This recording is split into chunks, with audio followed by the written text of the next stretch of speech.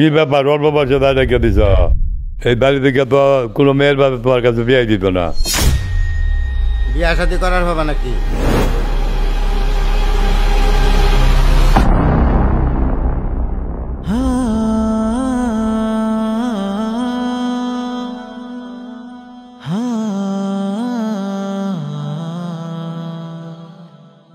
কি খবর চাচা ভাই? এই তো আলহামদুলিল্লাহ। তুমি কবে আসলা ঢাকা থেকে? এই তো কালকে রাত্রে এলাম। ও আচ্ছা, কিছু কি বলবা নাকি? কই যাও তুমি? এই তো যাইতেছি, দুইটা ছাত্র পড়ানো লাগে। এদিকে আইও, তোমার সাথে একটা কথা আছে।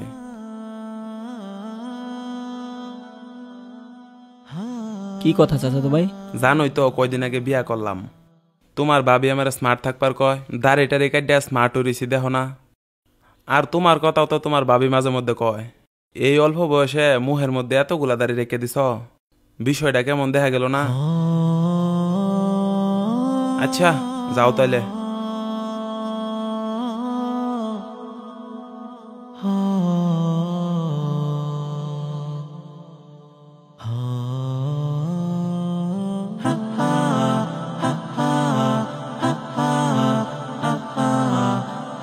কালকা যে বিচারটা করছে এই বিচারটা আমার টান ভাল লাগছে না। এটা বিচার হয়েছে? বিয়ে শাদী করছে 5-6 না যাইতে বউ সারাসারি দরবারে চলে বলবেন না, একজনে কথা কয়। ভাই দাঁড়ান দাঁড়ান, বাজার থেকে তো বুলের সাবান আনি নেই। আচ্ছা আপনি একটু দাঁড়ান, আমি দোকান থেকে নিয়ে আসি। এটা বিচার হয়েছে? এটা বিচার হয়েছে না। না সোহাগ ভাই একটা সাবান দেন তো। এই ছেলেরা কার? এটা তো জংশনের ছেলে। এই খারাও তুমি জংশনের ফুলা না? হ চাচা। তাইলে তুমি এই বয়সে দাঁড়িয়ে রাখছ, বিয়া শাদী করার হবে নাকি? কি ব্যাপার অল্প বয়সে দায় রেখে দিছ? এই বাড়ি থেকে তো কোনো মেয়ের বাবা তোমার কাছে বিয়ে দিত না। বাড়ির এক মাঙ্গুর মতো বয়সে তোদের সামনে ঢিল হয়ে গেলে তো তোমার বাড়ি আসবে না।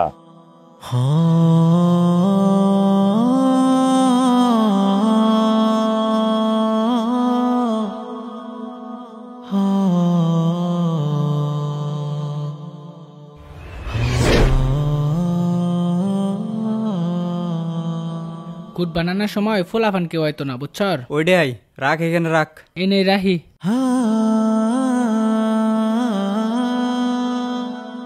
কুদাল লাগবো তো? কোথাও আনছস না? না তো। কিরে কি খবর তোর? দেহা সাক্ষাতি নাই, কই থাকস? আমি তো বাড়িতেই থাকি। কই যাইতেছস এখন? যাইতেছি একটু সামনে মসজিদে নামাজ পড়া, তারপর দুইটা ছাত্র আছে পড়াইয়া পরে বাড়িতে আসমু। বালা তো দাড়ি ধরে রেখা করে হুজুর হইছস। তবে একটা কথা কি জানস, দাড়ি যে রাখছস ভাল দেখা জানা আনস্মার্ট খেত খেত লাগতাস। এই বেটা তোরে তো লাগে, যে কোনো সময় ধরে লই যাবো গা। আর এই বয়সে দাড়ি রেখে দিছস, কোনো মায়া পছন্দ করবো? বেটা স্মার্ট থাকতে হইব। এই বেটা দাড়ি রাখলে তো তোর বয়স্ক বয়স্ক লাগে। আচ্ছা থাক থাক, শোন বিকালে খেলতে আইব রেস, ঠিক আছে? এখন যা নামাজ পড়তে যা।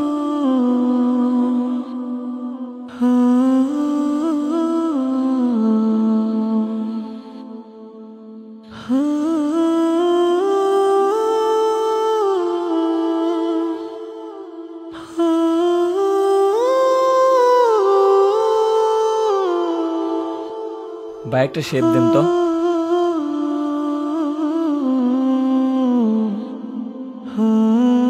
এই নেটটা ধর, নেটটা মাপ দিল লাগবো।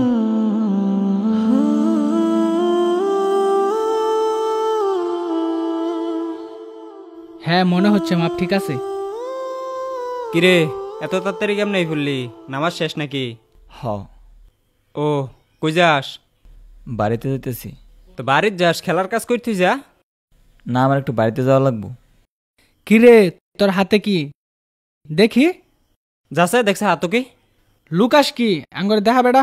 কিছু না। দেখি বেটা। এই কাজে দিছে তো। আরে বেটা তুই তো এখন বুঝছস, এখন সে স্মার্ট হবি বেটা। যা বাড়িতে যা, যা যা বন্ধু যা, তোর লাগে শুভকামনা রইল। আর দাড়িটা রেখে খেলতে পারিস। ধর এই নে, শুভকামনা রইল তোর জন্য। যা যা যা চালু করে আই পড়িস। এটা বাউ কর। ছেলেটা কাজ করছে এতদিনে। এই বয়সে দাড়ি রাখছো, বিয়া শাদী করার বাবা নাকি? এই বেটা তোরা তো জঙ্গি লাগে, যে কোনো সময় ধরে লয়ে যাবে। এই দাড়ি দিকে তো কোনো মেয়ের তোমার কাছে বিয়ে দিত না। কোনো মেয়ে পছন্দ করবো ওটা? দাড়ি রাখলে তো তোরা বয়স্ক বয়স্ক লাগে। আমি স্মার্ট খেত খেত লাগতাস। তোমার দাড়ি আসবে না।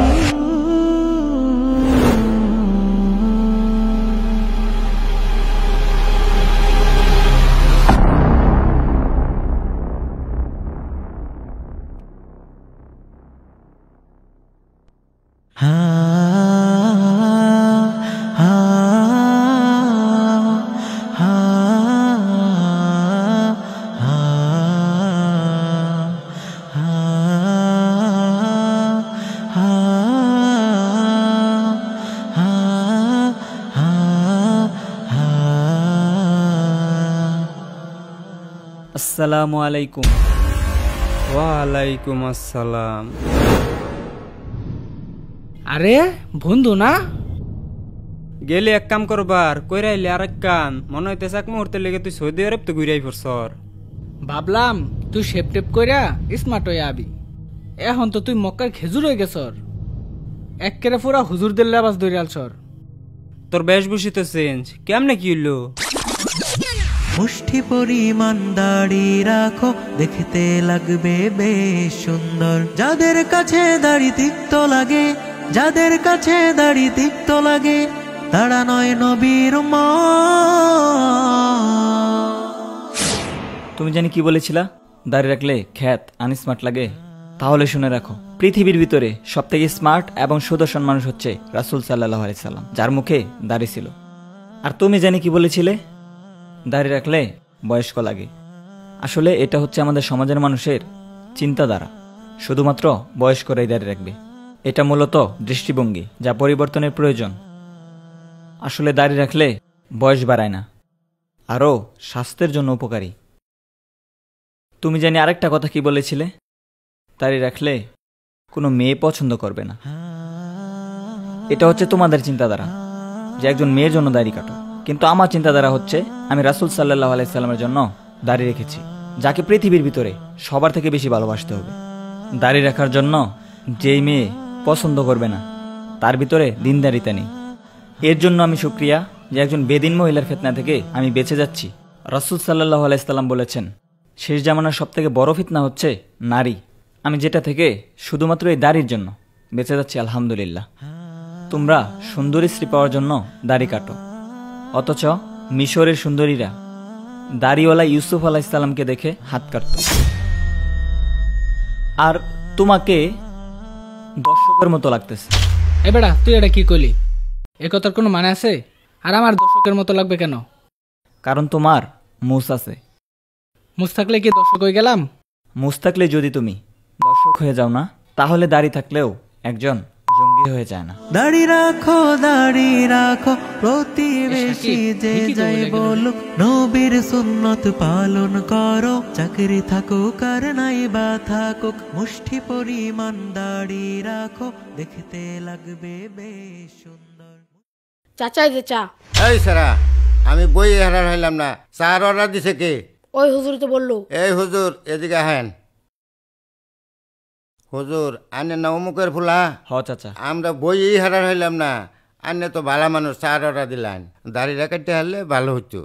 চাচা, আপনি ওই দিন একটা কথা বলেছিলেন, দাড়ি রাখলে বিয়ে হবে না।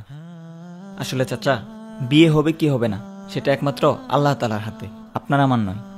আর আপনি কি দেখাতে পারবেন আজ পর্যন্ত দাড়ি রাখার কারণে কোনো ছেলের বিয়ে হয়নি?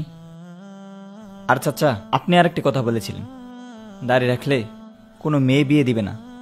আসলে চাচা, যে ব্যক্তি দাড়ির জন্য মেয়ে বিয়ে দিবে না, সে ব্যক্তির ভিতরে দিনধার্মিকতা নেই। আর সেই ব্যক্তি হচ্ছে দায়ুস, কেননা সে তার মেয়েকে পাপ কাজ করতে উৎসাহ দিচ্ছে। চাচাতো ভাই, চলে যেতেছি তো আজকে ঢাকায়। চাচাতো ভাই দাঁড়াও, তোমার সাথে আমার একটা কথা আছে। চলে যাইতেছ? তোমার সাথে তো আমার একটা কথা ছিল। কি চাচাতো ভাই বলো? তুমি তো আমার ওই দিন একটা কথা বলছিলা, ভাবি তো মহিলা, এর জন্য দাড়ি ওঠে নাই, কিন্তু তুমি তো পুরুষ, এর জন্য তোমার মুখে দাড়ি উঠছে, কিন্তু তারপরে তুমি কাইটা ফেলাইলা। এখন তুমি মহিলাও না, পুরুষও না, তাহলে তুমি কি হতে পারো? কি হতে চাচা তো ভাই পারে? আমার সময় নাই, গাড়ি দাঁড়া রয়েছে, তুমি থাকো আমি গেলাম। দাড়িটা হচ্ছে পুরুষের সৌন্দর্য, যেটা রাসূল সাল্লাল্লাহু আলাইহি সাল্লাম পছন্দ করেন। আর যেটা রাসূল সাল্লাল্লাহু আলাইহি সাল্লাম পছন্দ করেন সেটা আল্লাহ তাআলা ভালোবাসেন। আর যেটা আল্লাহ তাআলা ভালোবাসেন সেটা আমিও ভালোবাসি। দাড়ি রাখার প্রতিজ্ঞা করো মুমিন মুসলমান, কবরে যাবে এই সুন্নাহ একমাত্র দৃশ্যমান। দাড়ি রাখার প্রতিজ্ঞা করো মুমিন মুসলমান, কবরে যাবে এই সুন্নাহ একমাত্র দৃশ্যমান।